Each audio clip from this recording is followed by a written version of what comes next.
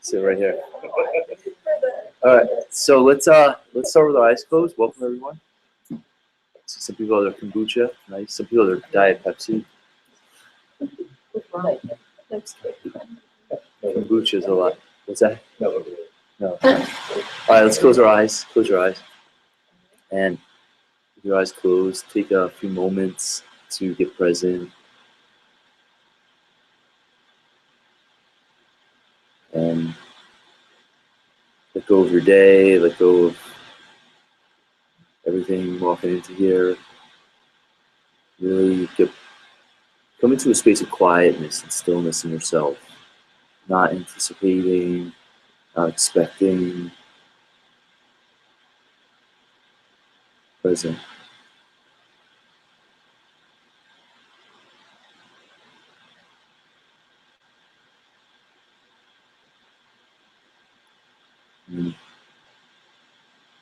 We ask for guidance in the space,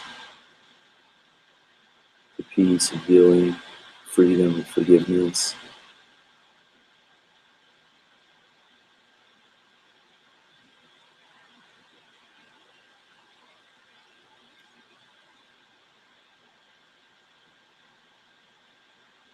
Let this be a moment of recognition for each of us. Freedom.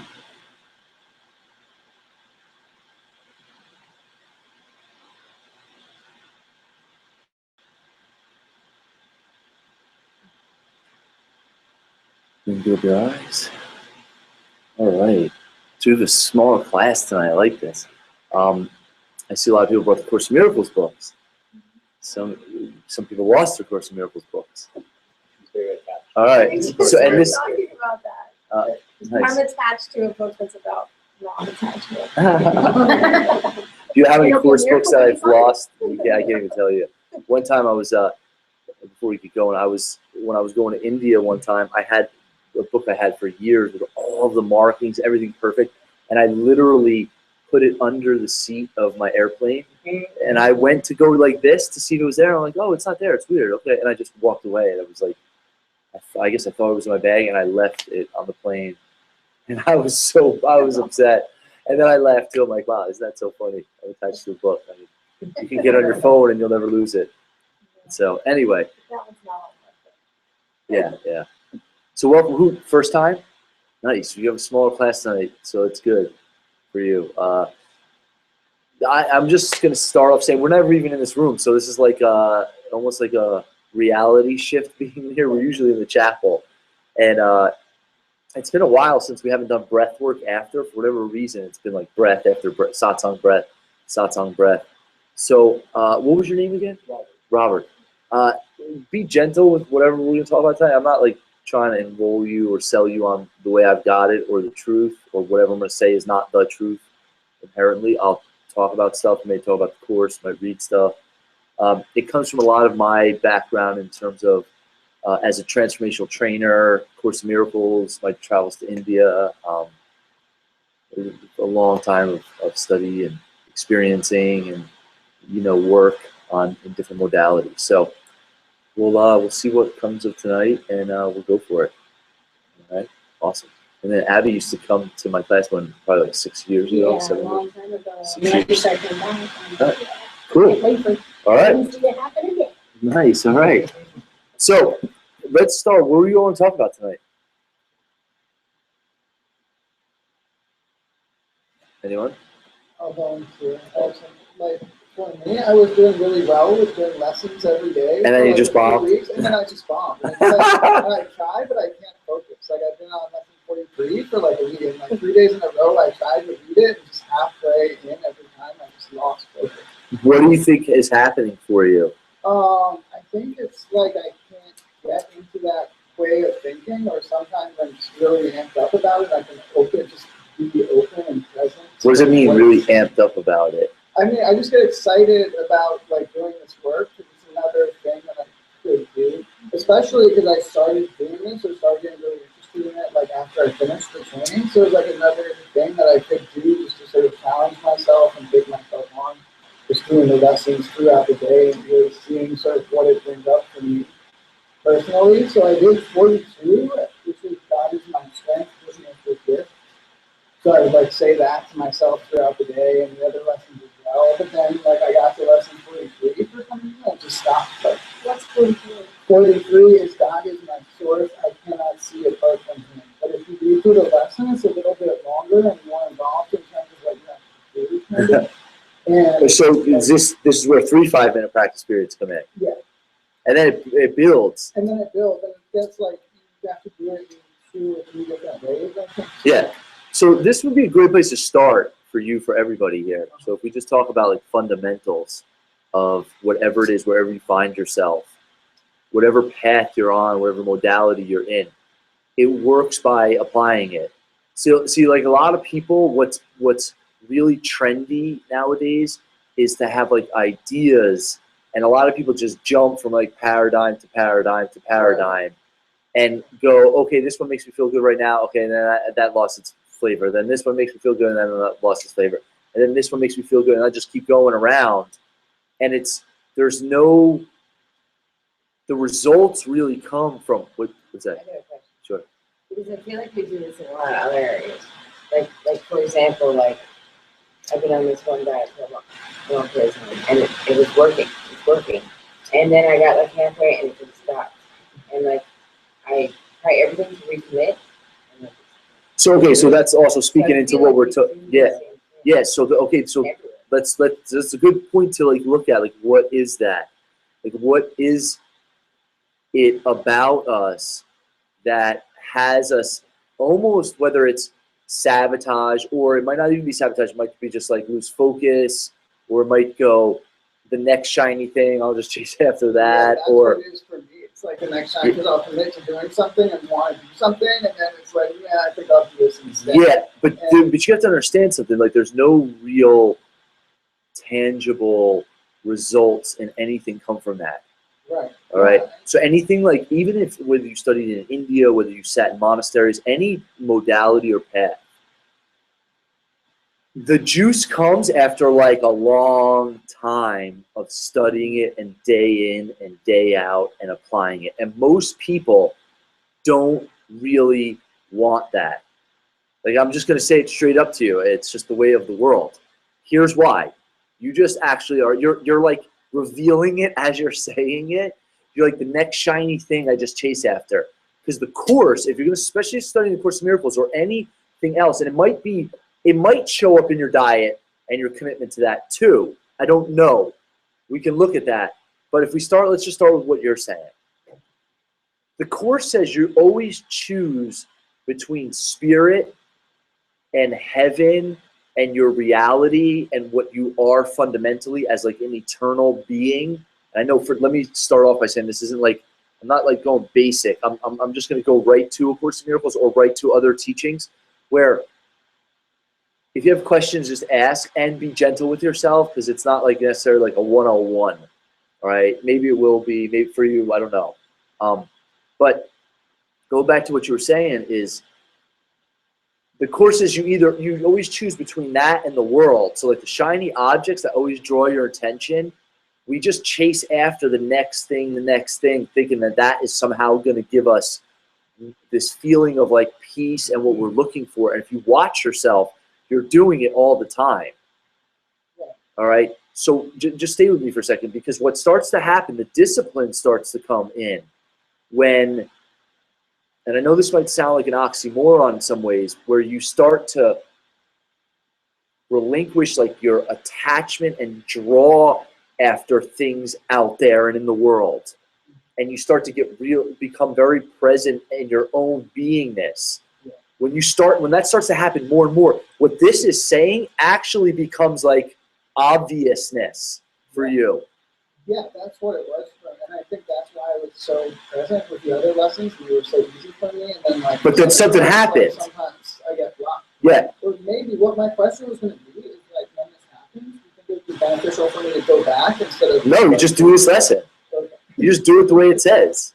You just simply, but you have to understand something. The first obstacle to peace is that when you have peace, you want to get rid of it. If you have a whole world of people running around giving away their peace all the time. So, and thinking that there would be something that is worth giving my peace and my sanctity, or is that a word?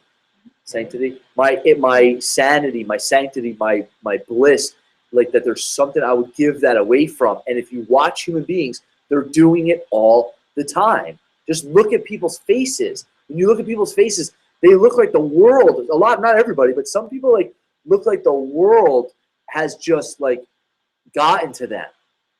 They've just given away themselves so much for whether you call it shiny objects in one way, and even to break your commitment. Let's say like you're doing a diet or a cleanse, and you commit to something. All right, even to break your commitment is actually to hurt yourself. People don't really see this. That's why I tell everybody to do the trainings, because when you start to understand like what your commitment and word really means, and then when you break that, what you're saying is, in both situations, is you're saying, I'm not the beingness or the being yet who can read this. Like, okay, so I've done the lessons many times. The first time I did lessons, I was like astounded at how distracted I was in my life. Like, I was like, holy cow, like distracted, because you don't realize you set your whole life up to distract you all the time. And then what happens is you know how many people I've given this book to or told to do these lessons that don't get past less than 50? Do you know how many people? Probably 90% of them, I would say. 90% of the people. All the hands are going up. Did I say something yet? Like what? So, yeah. Okay, I want to touch on all of it, but then, yeah. So you were saying that if you like, you were telling me not to go back, right? And then you were talking about commitment, but so. Not to go back and start over, I was saying. Not to go back to the lesson before. Because that's not, no. Did you say go back to the lesson before? Yeah. Oh, I'm sorry. Okay, I apologize. Because some people, this is what a lot of people do. They come to me and they go, should I just start over from lesson 1? I'm like, no. If you want to go back to the day before and do that lesson again and maybe get on track because you don't feel like you completed it, okay? But here's the thing. What the Course says also is that some people will beat themselves up over it, like their own internal dialogue about how they do it. Like, oh my gosh, I didn't do that good enough. Like, here's what you need to do. You need to just do the lesson the way the lesson says. And if you did it, go on to the next one. But most people self-talk comes in and goes, well, I could have did that better. I don't know if I did that good enough. Oh my gosh, should I go back? What if I missed something? It's like that's the ego trying to come in and actually steal your attention and your commitment. Just go on to the next one. And then like this one that you're struggling with, do it tomorrow, wake up and do it. So here's what I do oftentimes. Like when it tells you to like come back to the idea like every hour, every 30 minutes or something like that. And I almost never am able to do that, right?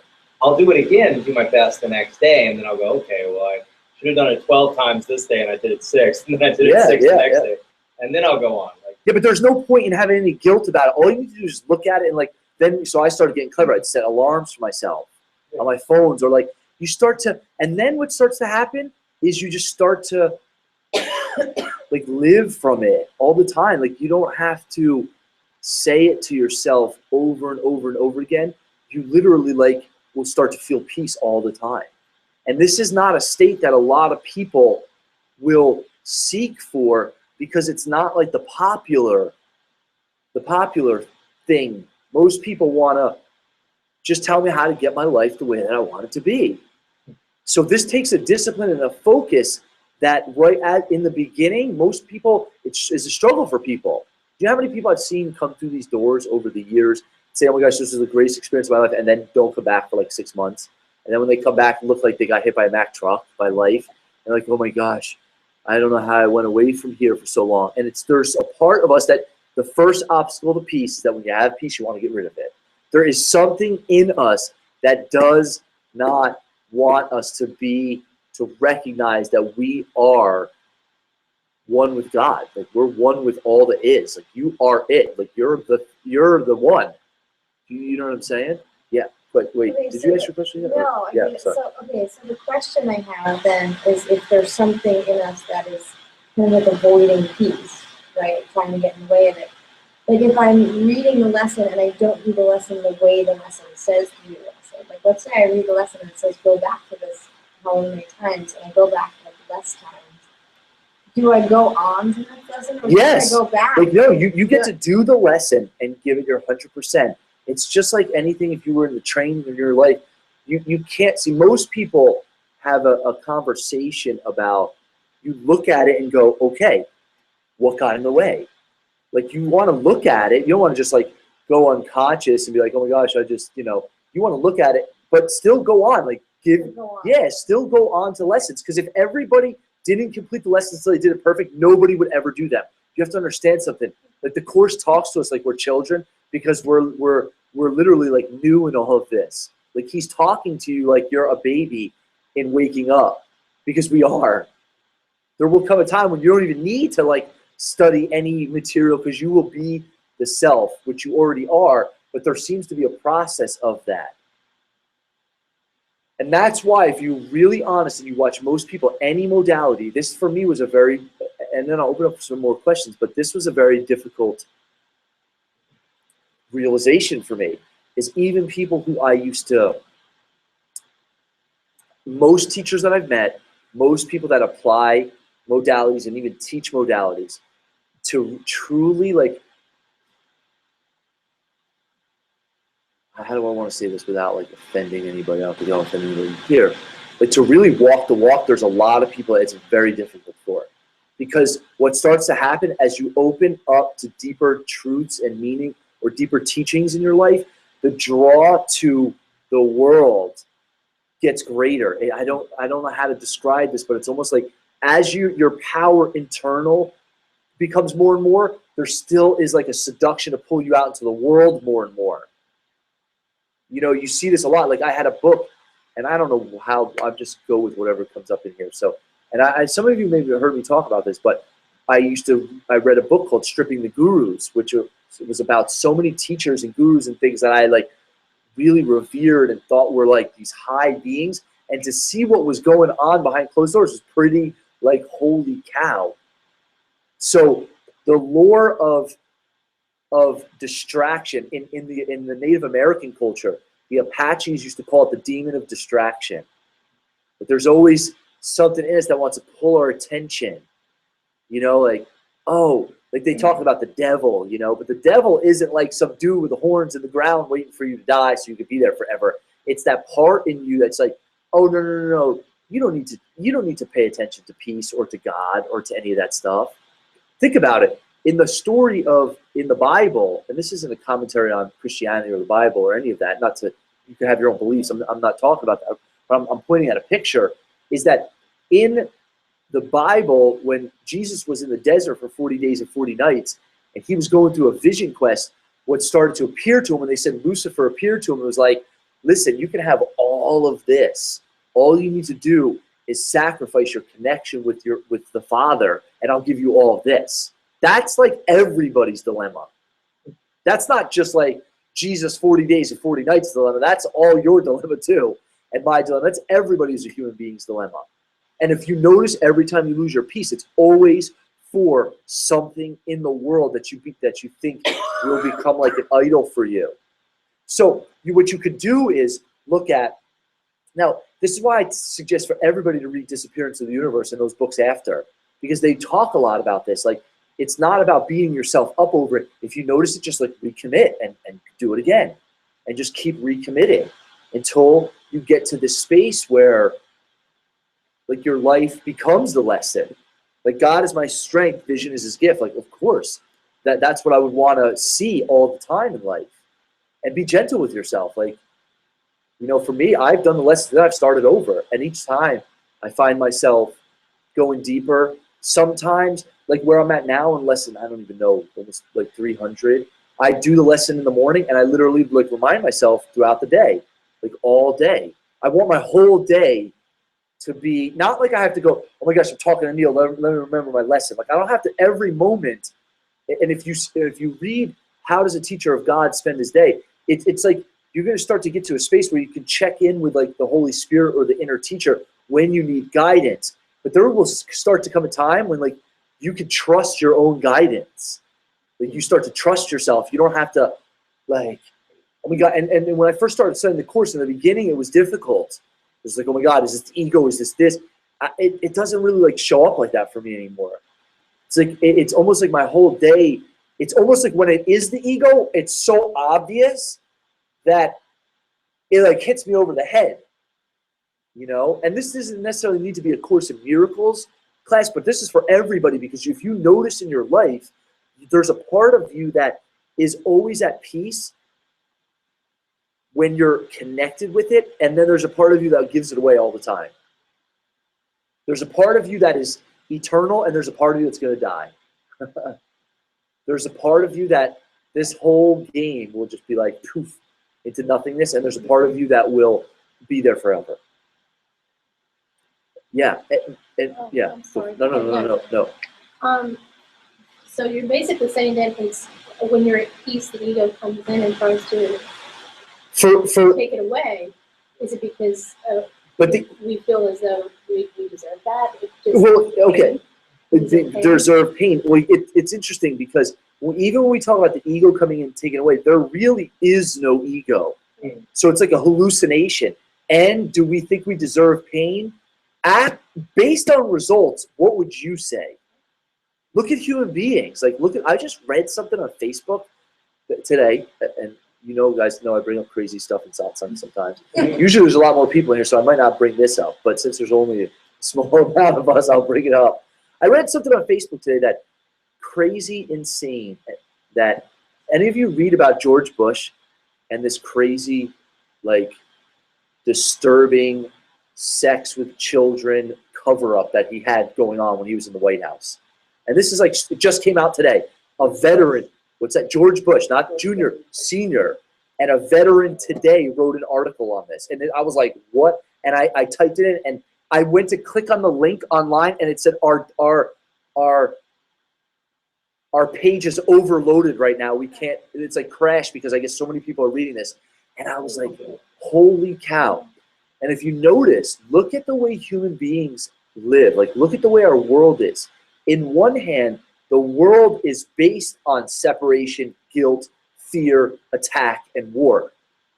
And most people are doing that. We set ourselves up for that too, right? Yeah, I would actually say that the world is really, this is a deeper distinction of the Course, so some people might. The world is meant, that's why we came here to do that at first.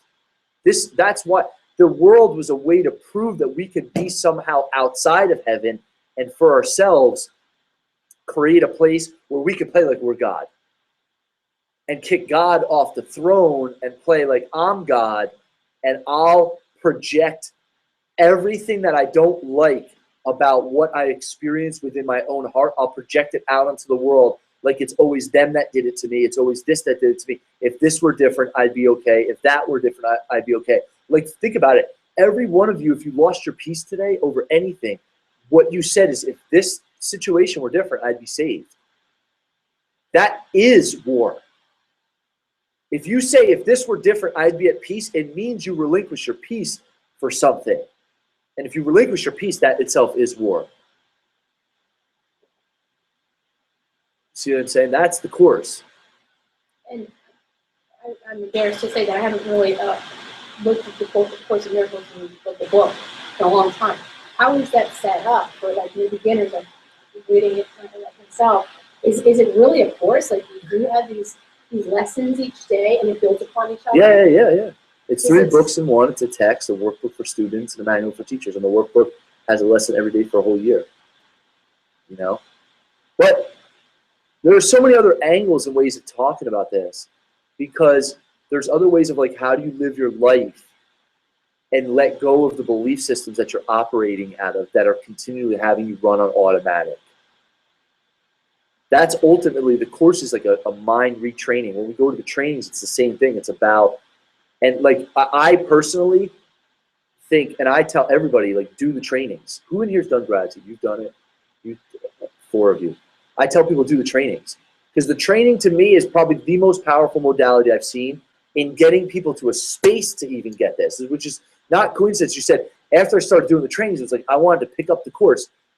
There are so many people who, like, this is what I'm seeing. I'm just going to share with you what I observe. Most people's conditioning is so deep and thick that they can't even see it. And there needs to be an interruption to it. And what's the trainings? I'm sorry, I don't remember. It's okay. No, it's fine. They all know. I mean, they've all done. It's awesome. I mean, It's actually a physical, yeah, it's training. gratitude training, and it's a 3-part training.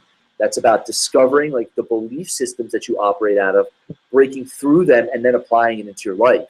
And it's like the whole training takes about 4 months, but people come out. I mean, it radically shifts their life. Like you 4 did it. How many of you would say it was probably the most powerful experience of your life?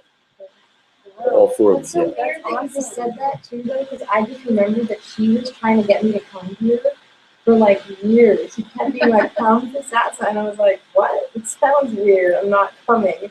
And like for the longest time, she was trying to get me to come here, like way before I ever did the trainings. And then I like found my way here, and then all of a sudden I had been coming here for a long time, and I was like, "How am I never here?" Yeah, and it's for me, it's interesting. It's an interesting experience because I've been doing satsa, and I've done this for thousands of people over the years.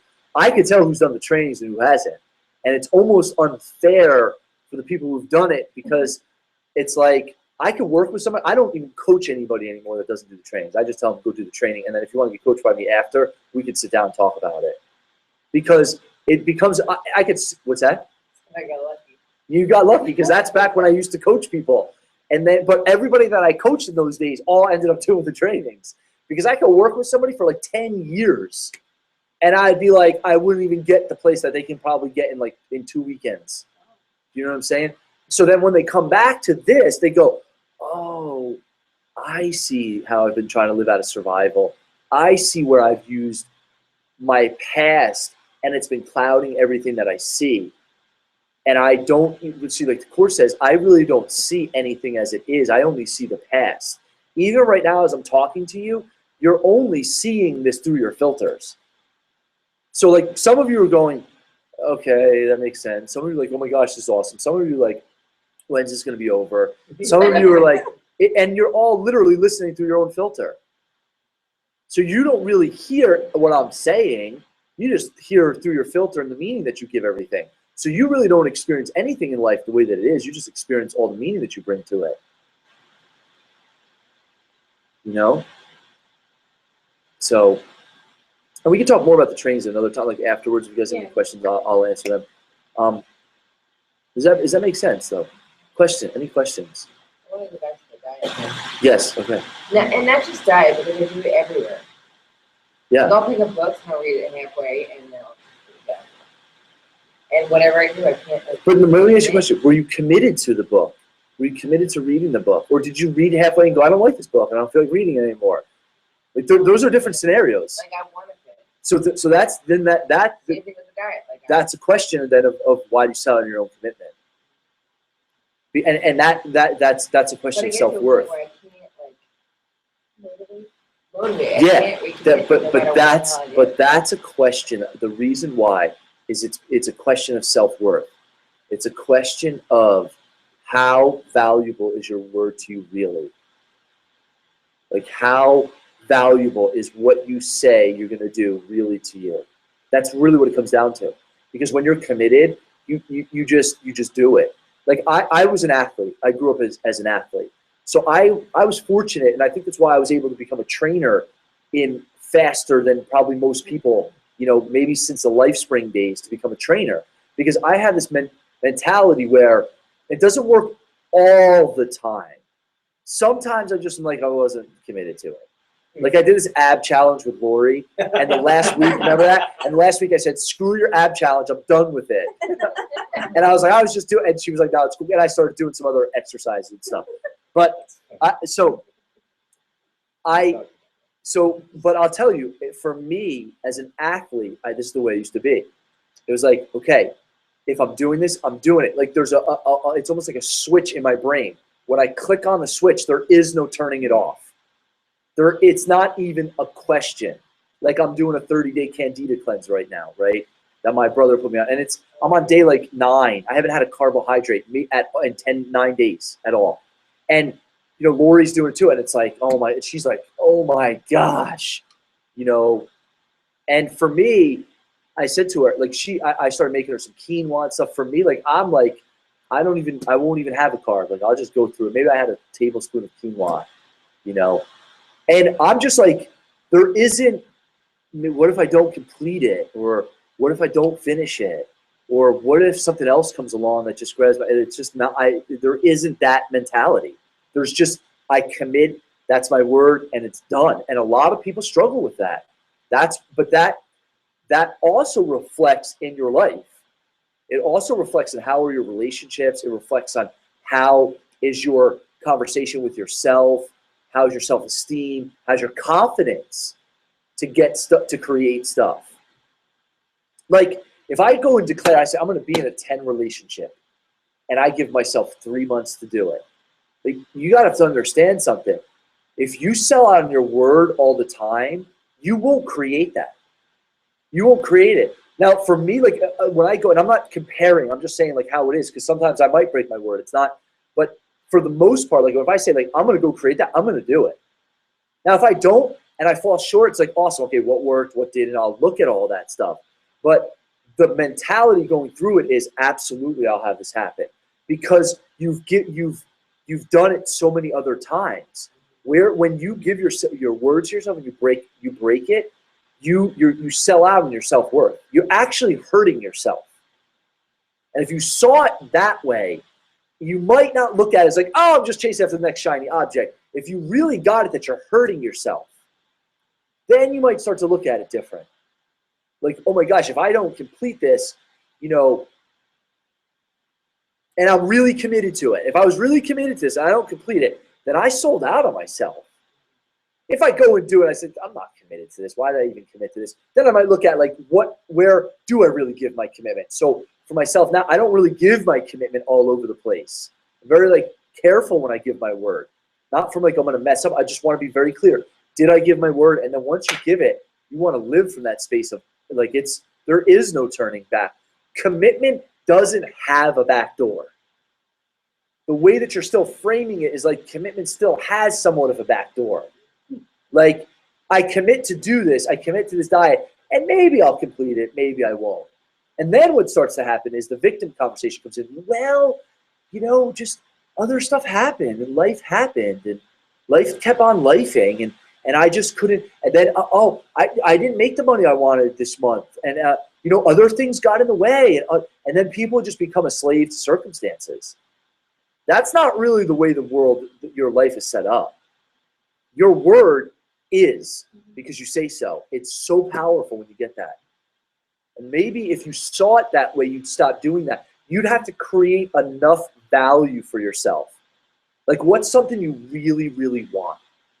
What's something you personally, really, you, Jessica, really want? Okay, what kind of relationship? With a man? Like a loving relationship, like a 10 juicy, hot, steamy relationship. Now, if every single time you broke your word when you committed to finishing that book and finishing that diet, you realized that relationship's on the line when you do that, I bet you would approach it differently. And I'm telling you, that relationship is on the line every single time you do it. And that's what people don't get about their commitments and their word. Their relationship, your integrity. Integrity means to be whole with myself and my word. That's why you don't have the relationship right now. And a lot of people, and even people that are about manifesting things in their life, if you got the power of your word, you probably wouldn't even need to manifest stuff in your life anymore. But we'll get to your question. Because like, you want to know what I used to be about manifestation and law of attraction, all that stuff. I don't even find I'm about that stuff at all anymore. You know what I'm about? I'm about, where am I not in completion today? Where did I not complete it 100%? Where am I incongruent with my word? Where am I not 100% in excellence when nobody's looking? I don't even care. I don't even have to worry about manifesting. My life is, I've already manifested everything that I wanted.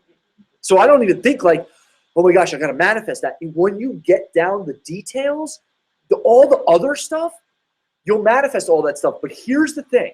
I want to bring it back to the course. Okay. So I want to try to land something, and this might sound really deep. I don't know that it is, but maybe it is. I don't know. We'll see. Most people are trying to manifest something in the world as though it's outside of them. But so they think, oh my gosh, I'll chase after that. If I can manifest that, if I can have that show up in my life, I'd be safe, I'd be free, I'd be all that. What I'm saying is totally different from what the Course is saying. The world I see holds nothing that I want.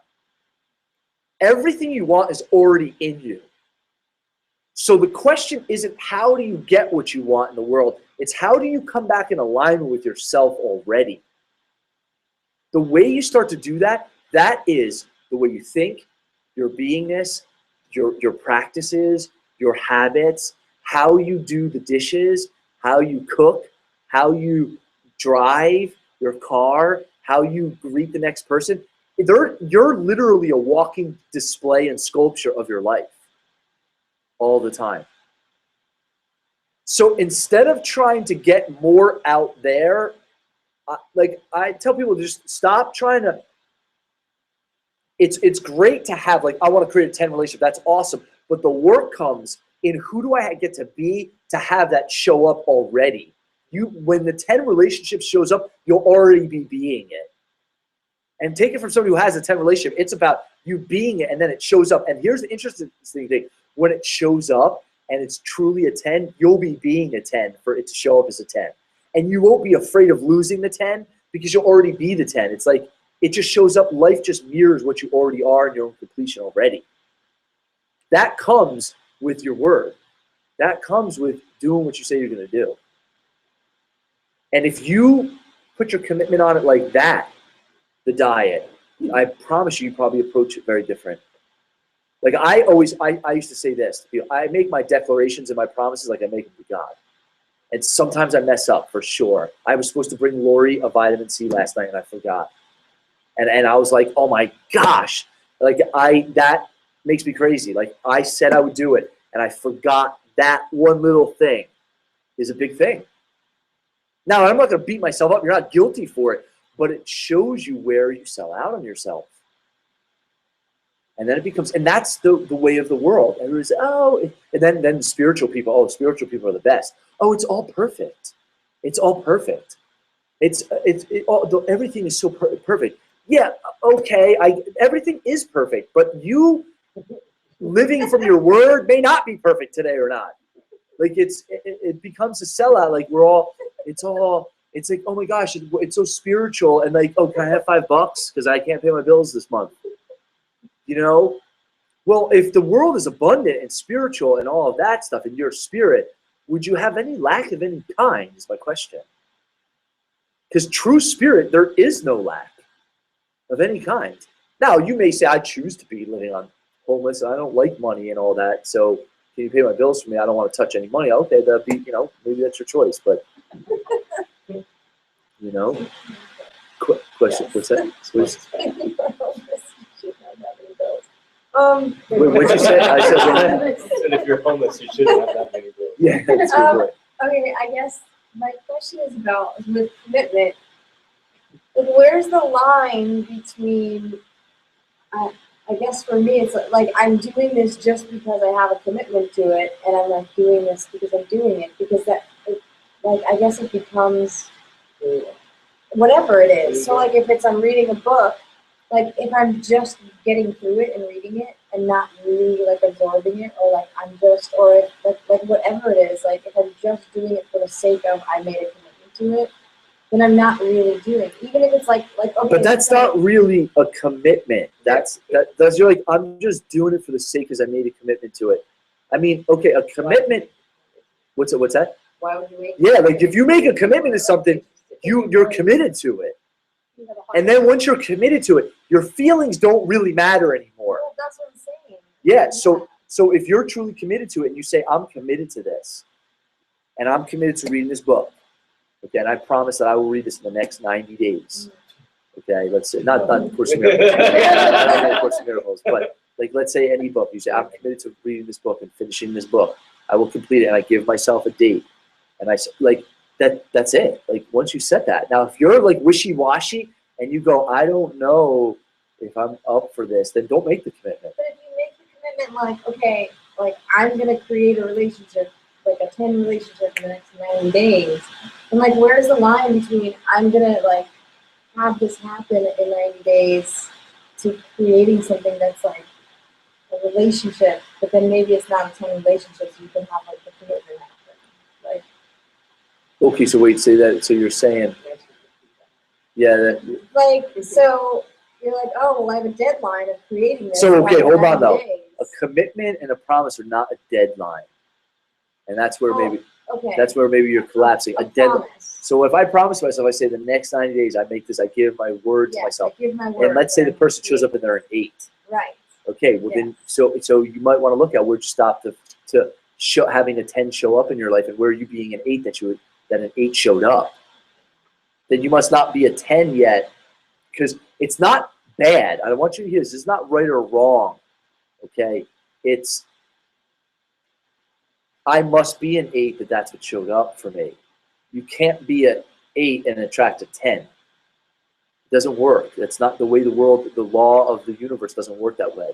So I am a context and a space and an environment for an 8 to show up. How do I know it? Because an 8 showed up. 8 relationship. I don't mean the person being an 8. I mean the relationship is an 8. And I might go, you know what? Okay, let me look at that. So what got in the way? What worked? What didn't? I may not be in that relationship. I might say, I'm going to recommit to myself and see where I stopped and what about me did I get to shift in terms of my beingness to have that show up. If you're really committed to it. But you may go and realize throughout it, here's another interesting thing. You might go and on day 89, you might go, holy cow, I realized through all of this that I'm not truly committed to a relationship. I'm committed to being in a relationship with myself, actually. I don't know. You might deepen it and really even see what got in the way. And like, you might go, I'm not even close to ready for a relationship right now. I thought I was. And through my declaring it, I realized and saw so much stuff about myself that I'm not even close to having that happen. And I get to go on a journey of what that's going to be. And then the relationship shows up at when? Perfect time. So, what's that? It's all perfect. Any other questions? Yeah, what I was going to ask is, like, how do you know what to commit to? But I think that's what I struggle with the most is, like, there's so many things that I want to do, and I always feel like there's not enough time, and I don't know, like, what I want to do first. It's hard to, like, prioritize things and stick with one thing and be like, I want to commit to whatever this is. Well, it's interesting, though, that's what shows up and you stopped at this lesson. Because I can only tell you from my own experience is when you get out of the way and allow what wants to come through you and your deeper yearnings in life to come through you, you won't be so distracted on all this other stuff. And that's a difficulty about A Course in Miracles, especially in the beginning for people, is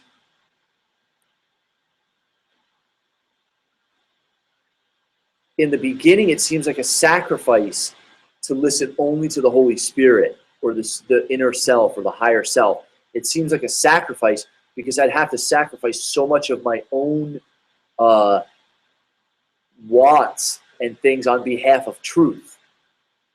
But then what starts to happen is you start to realize that the sacrifice is to do anything else but what truth and the Holy Spirit is asking you to do. That's really the sacrifice. So then the question becomes is, have you become fine enough of an instrument and tuned enough to listen to what wants to come through you in life? Each of us is different. And now the question could become is, how do I set up to where I can listen better instead of being drawn to all these different things over and over again?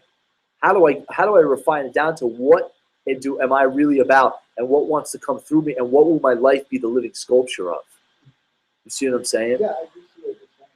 That might take time for you. Yeah, it takes time for me, and it's like, I don't know, I guess there's a component of balance too, because it's like I want to go out and be successful and do well, like, professionally, but then also try to cultivate more the other side of things, more the, like, well, I read an interesting article the other day with David Brooks from the New York Times, and he basically made a distinction between the kind of accomplishments that you put on a resume versus, like, the kind of things you want put on a tombstone. So the resume type accomplishments are like, I'm good at this and this, I've got this degree, I've got these jobs, so on. Whereas the tombstone ones are more like the connections you build, either like your family, the things you've done that are really like heroic. So that's why ever since I've read that, it was really profound for me. I've been trying to, like, strike a balance between those two things. Because I've been historically way more over here in, like, the professional type accomplishments. That wasn't really kind of to that. So kind of interesting, like, to think about that, and I want to do both and be committed committed and successful to both. So it's kind of hard, like, knowing where do I want to start. Do I just want to be like spiritual, or do I want to try to be successful? But you think that they're different from each other. Well, in a way, because you can be whatever you do, you can bring success, spirituality, you can bring it to anything. It's not, you can bring it to being a janitor. You can bring it to being, what do you do for work? So you can bring it to being a computer programmer. Like Steve Jobs. Steve Jobs, in some ways, we would say is like a modern day Baba. He's like, he developed the power and brought a certain level. Now, I don't know what his personal life, I didn't read his book.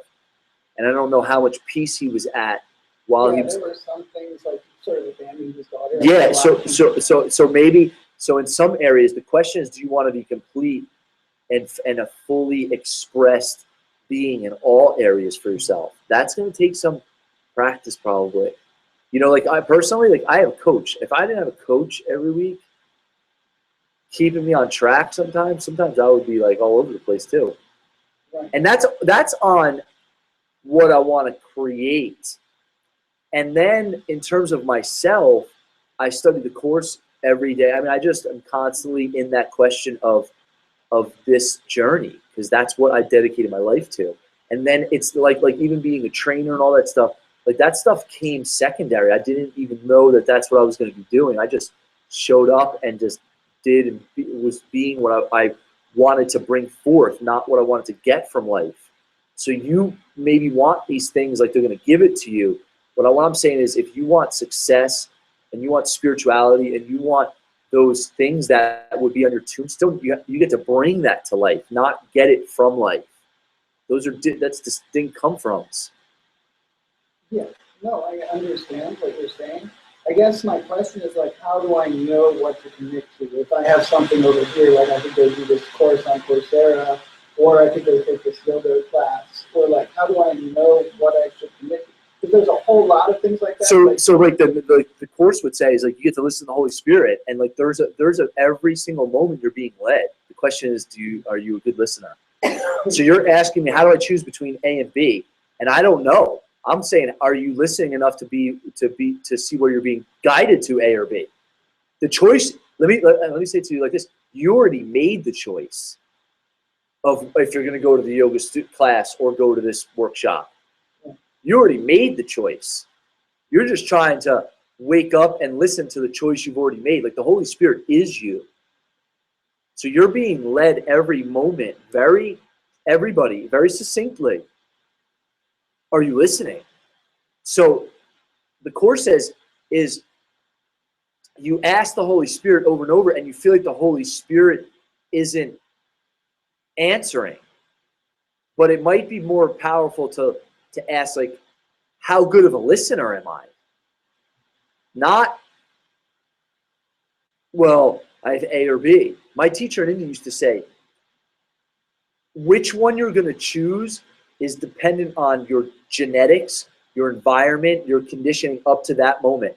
And nobody can choose, if they were going to choose between A or B, nobody will know what the next, thing is going to happen after their choice. Nobody knows the outcome of what their choice is going to be. So the question is, when you choose between A or B, how do you know which one to choose? That comes of, can you let that spirit that you are choose for you or guide you, and can you listen to that? Now, some people that might not make sense to. I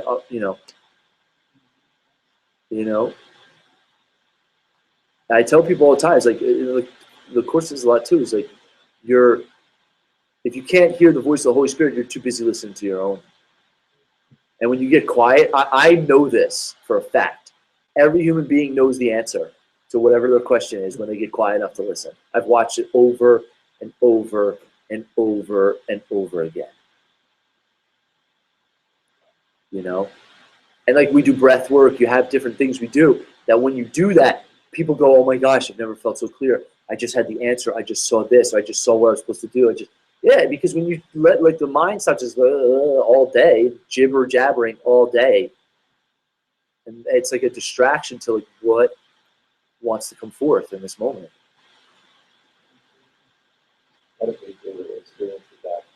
and I have a lot of experience with going into meditation and trying to get answers. Sometimes it can be really clear, and sometimes it's a little bit louder. Or I think I hear the Holy Spirit. Have a lot. Been there. But the other night, man, I was trying to decide if I wanted to go to a sweat lodge. Right, we went into meditation before, like. Really, I just really wanted to be comfortable. Like that was like my whole thing. I went into meditations, clear, obvious answer, like right. And like literally, you could hear my ego. Like this was a conversation. Like it was like go. I was like, like that.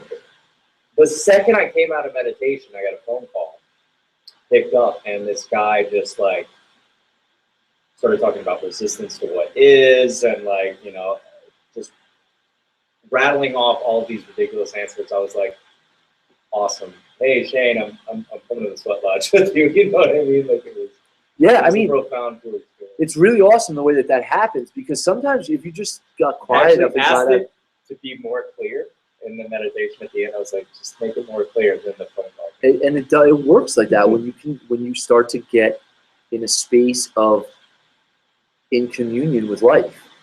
And most people were just disconnected from that. In society, in the world in general, people think we're so in just tell me how to make the right choice between A and B. I don't want to mess up.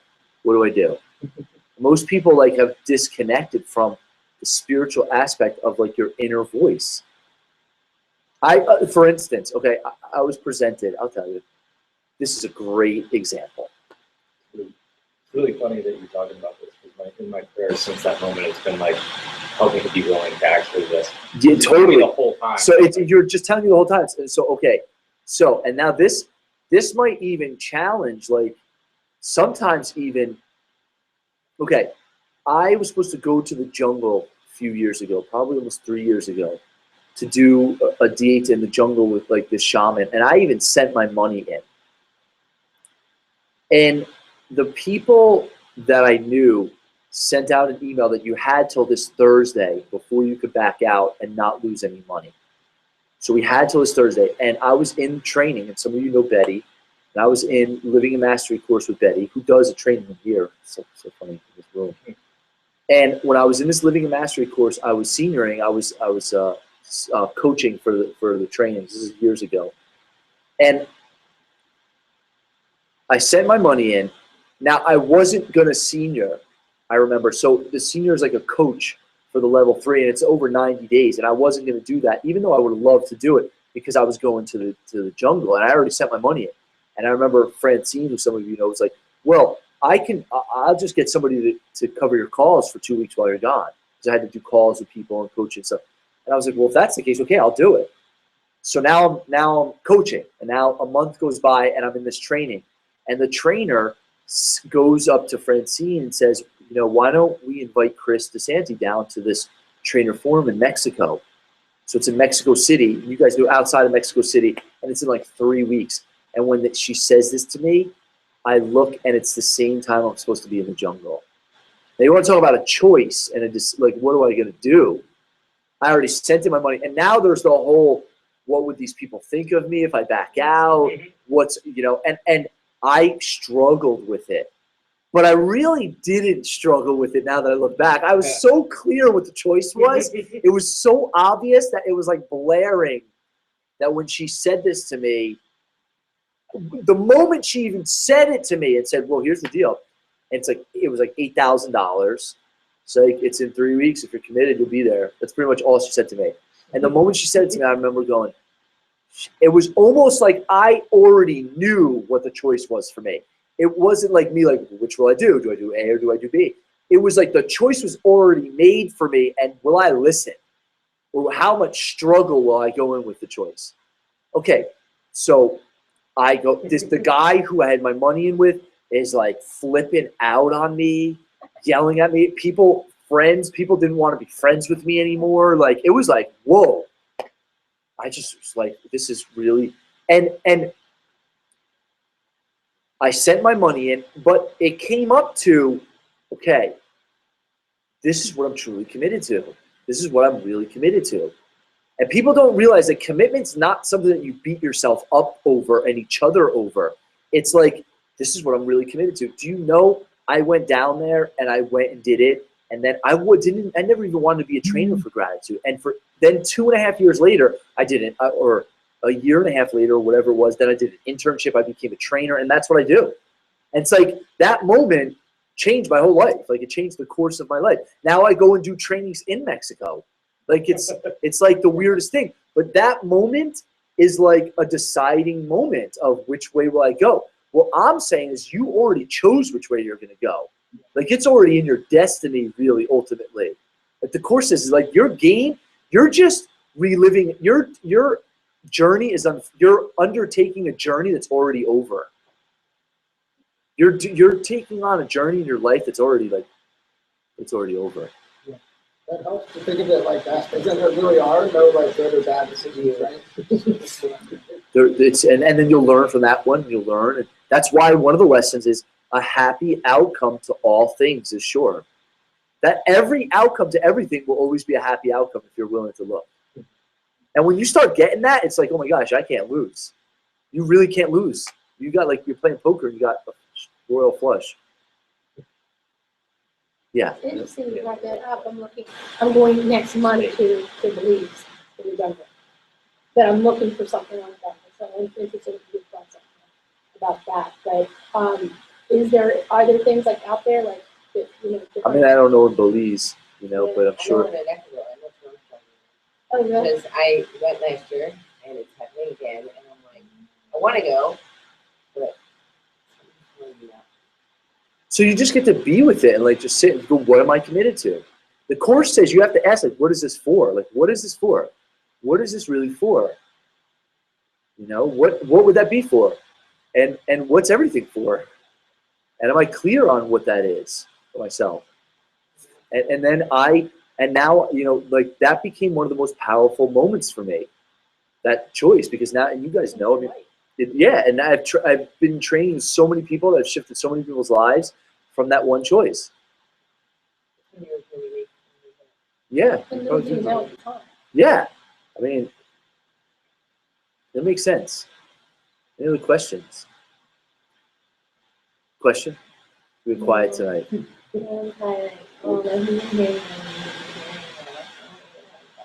Okay. You want to share what you're hearing? Yes, I've just been having trouble with people and that's what we're talking about, and that's pretty big. Okay.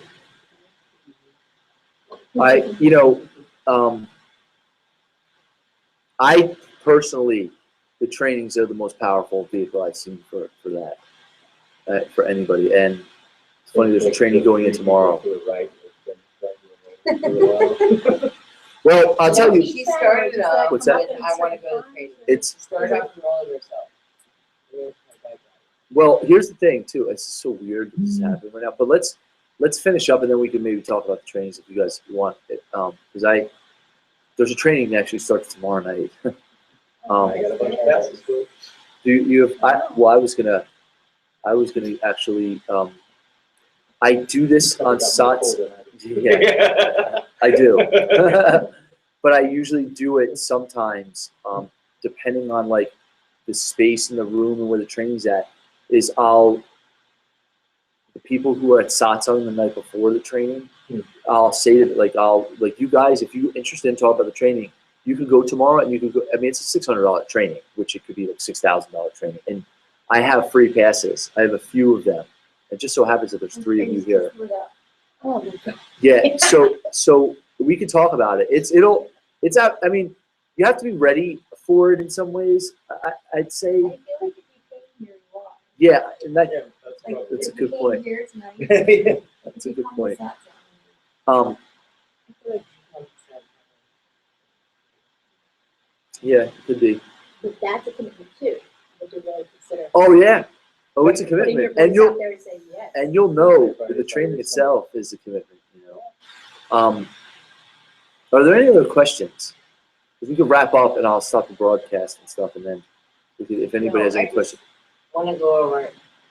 We've already talked about it, but still like listening to yourself. Like I know the difference, and I just don't always do it. you mean like your ego versus So it's awesome. That's why you're here. That's why you're not even here. That's why you're here in this game, as Jess Giro, to like learn. Be vigilant. The third lesson of the kingdom is be vigilant only for God and His kingdom. And then a Christophe DeSanti-ism that I added in is be vigilant only for God and His kingdom until you realize there is only God and His kingdom. That's the game. That's what everybody's learning. So welcome to life on earth. At least you're want to wake up to it. Yeah, I mean, it's gotten better. Yeah, you'll start to develop a power of your mind being your servant instead of your master. That takes practice. You know what it takes? It takes commitment. It takes commitment. You know, like I was sharing about being trained. Like even becoming a trainer for me is like it was just never wavered. And so many people I see, I have so many people like, I want to be a trainer. And I'm like, yep, we'll see. Like we'll see, really, ultimately, because the commitment will develop you to be that if you're truly committed. You know, and that's like that with anything in life. The commitment molds you. So if you're truly committed to listening to the voice of the Holy Spirit, then make your life a living expression of it. And we'll see how committed you really are to it. And then when you don't, just know that when you don't, you're not really committed to it in those moments. That's what people struggle with. Because they go, I'm so committed to peace. Well, based on results, no, you're not. So why don't you just start there? That I'm really not committed to peace. So at least I can be honest and straight up with myself. And then you can look at, well, why am I not really committed to it? You know how many people I know that are healers, teachers, trainers, or all this stuff that talk about it, but even when it comes down to choosing peace in their own life, it's very difficult because it really pushes you up against it. Yes. So let's wrap up there. Let's close our eyes.